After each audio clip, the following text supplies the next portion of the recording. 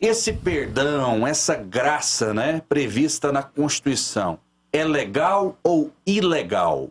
Moral ou imoral? Qual a sua avaliação, promotor? Ela é constitucional, ela tem previsão na Constituição, né? O Supremo não esperava que o presidente fosse fazê-lo, né? Ele o fez. E nesse particular eu não acredito que ela caia no próprio Supremo. Criou-se uma situação de força entre os dois poderes, né? Mas o Supremo, ele instaurou um inquérito de ofício, né? Não houve distribuição para o relator teria que se dar por suspeito também no julgamento desse deputado, não é? E a condenação também que foi imposta, ela ficou bem exacerbada, né, em relação aos crimes que a priori teriam ocorrido, né? E por isso mesmo acredito que ela será até estendida para outras pessoas que venham a ser condenadas nas mesmas situações, né? É preciso repensar o Supremo Tribunal Federal, a sua forma de composição e a sua forma de atuação também. Depois que o Supremo se transformou numa espécie de superpoder, né, as coisas no Brasil parece que saíram um pouco dos trilhos, né? E isso é ruim para a democracia, é ruim para a República, né? Muito bem, Cairo Salim, qual a sua opinião a respeito desse perdão para Daniel Silveira? O perdão é constitucional e o presidente soube usar na hora certa. Mas eu confesso, doutor Fernando Krebs, que eu fiquei um pouco em dúvida se não houve um tipo de acordo entre o presidente e o Supremo Tribunal Federal nessa história. Aquele voto do André Mendonça ali me assustou um pouco. Para mim, ele iria ser favorável à extinção do processo, enfim, a não punição do Daniel Silveira. E aí, logo em seguida, um dia depois, o Supremo condenando, o presidente já vem com esse instituto aí da graça, né, promovendo então a liberação dele de qualquer problema. Mas, a meu ver, Rafael, eu concordo com a opinião do doutor Fernando Krebs. O Supremo, ele extrapola um pouco as suas competências e vem fazendo isso reiteradamente e sendo quase que um ativista político. Não é? Nessa história do Daniel Silveira aí, o ministro Alexandre de Moraes, que é diretamente envolvido nessa questão, como que ele não está impedido de atuar nesse processo? Aliás, ele fez todas as partes ali do processo, né? Ele instaurou, ele julgou, ele bateu condenou, escanteio, ele fez o papel do Ministério Público, ele foi tudo. E isso é muito ruim. Isso é ruim para a democracia, é ruim para a credibilidade do Supremo Tribunal Federal. Agora, claro que esse Instituto da Graça aí, nós não estamos acostumados com isso, e isso não deve virar regra. Mas nesse caso, onde me pareceu, perante a sociedade, uma perseguição política ao deputado Daniel Silveira, então o presidente agiu para salvar o seu aliado.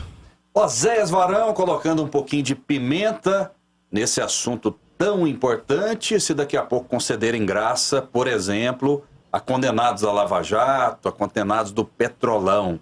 Pode ser um precedente perigoso, na sua opinião?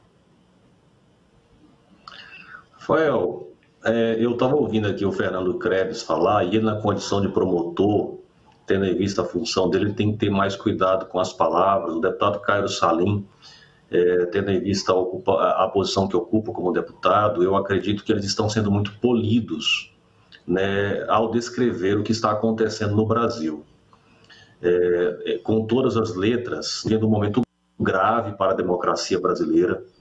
Nós temos hoje o Supremo Tribunal Federal, que foi aparelhado por uma quadrilha de bandidos ao longo dos últimos anos, e boa parte desses ministros não tem qualquer tipo de compromisso com a lei, com a Constituição Federal. Eles estão ali preocupados em tomar partido no debate político que acontece no Brasil atualmente. Eu não sei se todos percebem isso claramente, mas o Supremo Tribunal Federal toma todas as decisões possíveis contra o governo Bolsonaro e jamais considera improcedente um pedido da esquerda.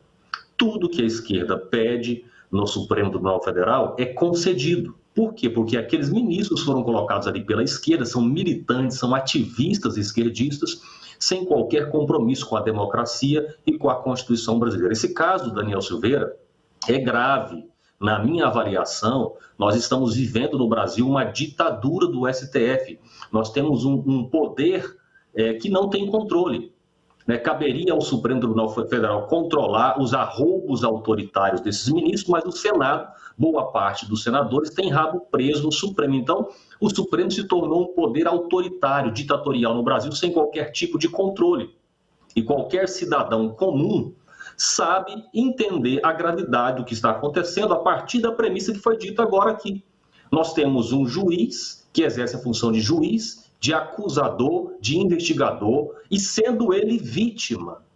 Meus amigos, não é possível num ambiente democrático que um juiz julgue uma causa na qual ele é interessado, ainda mais uma causa na qual ele é tido como vítima. Isso é o fim do mundo. Nós precisamos denunciar isso, falar sobre isso o tempo inteiro. Não podemos, ao meu ver, inclusive, tergiversar, falar de uma maneira que não descreva com precisão a gravidade do momento que nós estamos vivendo no Brasil. E, na minha avaliação, o presidente Bolsonaro, em defesa das prerrogativas do deputado federal, da liberdade de expressão, contra a ditadura do STF, contra o autoritarismo desses ministros, ele fez o que era preciso ser feito. O presidente Bolsonaro criou um precedente fundamental em defesa da liberdade de expressão, em defesa das prerrogativas dos deputados, dos parlamentares que estão ali no Congresso Nacional falando em nome do povo, né? Se nós formos aprofundar aqui os detalhes jurídicos do que está sendo feito,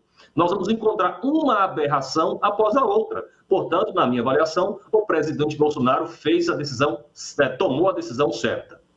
Muito bem, vou dar mais um minuto para o especialista hoje aqui, né, que é professor de Direito Constitucional, para falar sobre um ponto que o Oséias levantou, a questão da pessoalidade nesse julgamento envolvendo Daniel Silveira por parte de Alexandre de Moraes. Esse é um vício, esse processo, ele está contaminado por conta disso, promotor, na sua visão, ou não? Eu penso que a imparcialidade do julgador, ela é fundamental, né? Equidistância entre as partes, né? E por isso existem duas instituições, né, que são a suspeição e o impedimento, né? O impedimento é quando tem um grau de parentesco, né? Agora a suspeição, quando você tem uma inimizade pessoal, que é declarada ou deduzida, você deve se afastar do caso, né? Arguindo a sua suspeição. Você tem uma amizade também, você não vai julgar um amigo seu, sim, acusar um amigo meu, né? Então, eu esses dias mesmo me dei suspeito do processo porque era réu o pai de um amigo meu, né? Então, fica uma situação muito constrangedora. Então, existem esses remédios. Acho que o ministro Alexandre de Moraes deveria ter se dado por suspeito, deveria ter se afastado do julgamento, mas isto não impede a crítica ao inquérito, esse do fim do mundo, porque ele investiga não apenas parlamentares que têm foro prerrogativo funcional no Supremo, mas também pessoas que têm não tem prerrogativa de função no Supremo, não é? E que acabaram sendo investigadas pelo Supremo Tribunal Federal e sofreram também medidas constritivas, inclusive prisão, não é? E não tem foro privilegiado no Supremo, elas devem estar sendo processadas, julgadas na primeira instância, no primeiro grau. Acho que o Supremo errou quando ele tomou a defesa da própria instituição, ele tomou o papel de se autodefender e abandonou o procedimento jurídico, técnico, né? Ele depende, né, da base da pirâmide do judiciário, do Ministério Público, para se fazer a autodefesa. Acho que o papel foi péssimo, acho que o exemplo foi trágico, e vejo assim de forma muito lamentável que algumas pessoas dizem assim, não, é inconstitucional a graça concedida pelo presidente da República. Eu não tenho nenhuma dúvida que o Haddad, uma vez eleito, indultaria o Lula. Nenhuma dúvida. Ele disse isso, inclusive. E aí não seria, se não me engano, ele falou isso. Falou exatamente, isso. Eu queria me lembrar disso. Ele falou isso. E era um direito que ele tinha. E na época ninguém criticou. Era um direito que ele tinha. Ele poderia fazê-lo. Está dentro da legalidade. E agora o presidente fez. Eu não concordo com a postura do deputado, tá? E com as críticas do deputado. Deixar isso bem claro. Não é? Mas eu entendo que elas estavam dentro da imunidade material dele, que é ampla. e que por isso ele não poderia responder criminalmente. E da forma como foi enquadrado também, e da forma como foi punido, e aí outras pessoas também. Acho que a gente se defende de outra forma, e não da forma como o Supremo acabou se defendendo.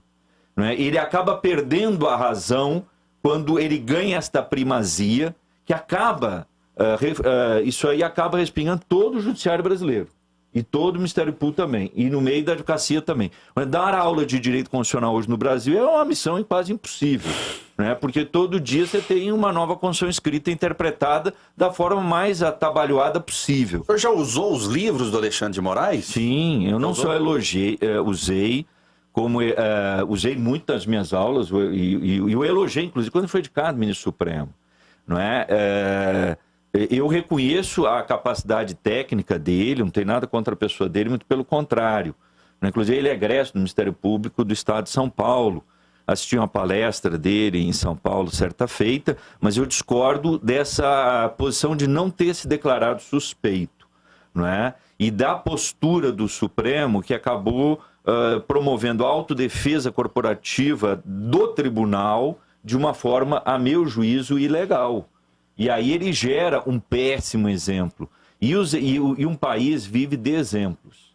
Quando você tem um governante que é corrupto, as pessoas se sentem no direito de serem complacentes com a moralidade, com a legalidade, etc. E assim por diante. Daí, quando você tem um governante autoritário, as pessoas que têm esse viés, né, se sentem também estimuladas a serem autoritárias e assim por diante. Então, quando o judiciário ele promove essa defesa corporativa de forma equivocada e exorbitante, ele acaba estimulando outras condutas como esta em outros lugares do próprio judiciário, o que é lamentável, né?